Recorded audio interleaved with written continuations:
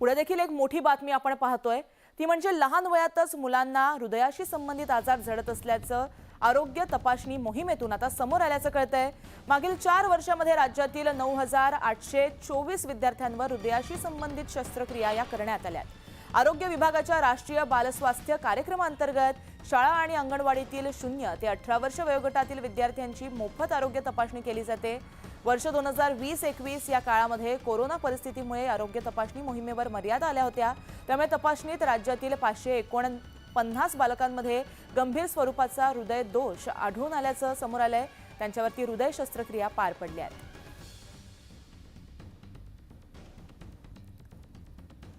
तर लहान मुलांमध्ये हृदयाशी संबंधित अनेक विकार जे आहेत ते जडल्याचं आता एका अहवालातून समोर आलेलं आहे आणि काहीसा चिंता वाढवणारा हा संपूर्ण प्रकार आहे।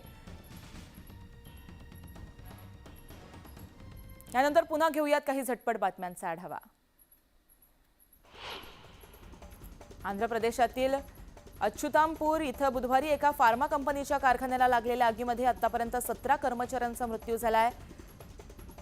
इसेन्शिया फार्मा कंपनीच्या प्लांटमध्ये हा अपघात घडल्याचं कळतंय। स्फोटाच्या वेळेस कंपनीत सुमारे 300 कर्मचारी उपस्थित होते। स्फोट इतका शक्तिशाली होता की इमारतीच्या पहिल्या मजल्यावरचा स्लॅब हा कोसळला। स्फोटामुळे आजूबाजूच्या गावांमध्ये सुद्धा भीतीचं वातावरण निर्माण झालंय। जगात वेगवेगळ्या व्हायरसचा कहर सुरूच आहे। गुजरातमध्ये चांदीपुरा व्हायरसचा कहर पाहायला मिळतोय। एका महिन्यात या व्हायरसमुळे 28 मुलांचा मृत्यू झालाय।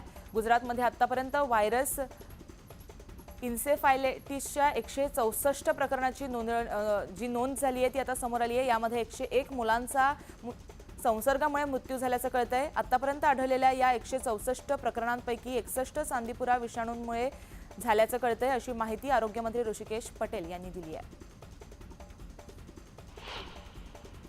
केरळच्या वायनाडमध्ये झालेल्या भूस्खलनामुळे 17 कुटुंबातील एकही व्यक्ती जिवंत राहिलेली नाहीये। वायनाड जिल्ह्यातील भूस्खलनामध्ये मुंडकई आणि चिरुरमला इथं 400हून अधिक नागरिकांचा मृत्यू झाला। यातील 179 मृतदेहांची ओळख अद्यापही पटलेली नाहीये।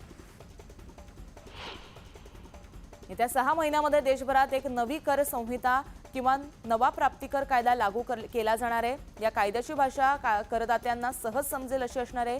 केंद्रीय मंडळाकडून याचं काम सुरू असल्याची माहिती अर्थमंत्री निर्मला सीतारामन यांनी दिली आहे। केंद्रीय कर्मचाऱ्यांसाठी एक आनंदाची बातमी आहे। 7व्या वेतन आयोगाअंतर्गत केंद्रीय कर्मचाऱ्यांच्या महागाई भत्त्यात यंदा 3% वाढ होणार आहे। सूत्रांनी दिलेल्या माहितीनुसार सप्टेंबरमध्ये या वाढीची घोषणा होऊ शकते। त्याची अंमलबजावणी 1 जुलैपासून होणार आहे।